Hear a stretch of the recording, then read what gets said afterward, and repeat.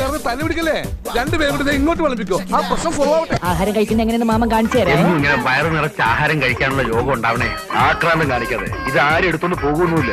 ഒന്ന് പതുക്കത്തില്ല. ജീവിതത്തിൽ ഒരിക്കലും മട്ടക്കാത്തൊരു പരിപാടി ഉണ്ട്, ഊണൊഴിക്കല്. ഇപ്പൊ ഞാൻ എത്ര പേർത്തില്ലേ, എനിക്കൊരു ബോറടിയില്ല. നന്നായിട്ടുണ്ട്. ഇവിടെ ഈ വെജിറ്റേറിയൻ ഫുഡ് മാത്രമേ കിട്ടുകയുള്ളൂ.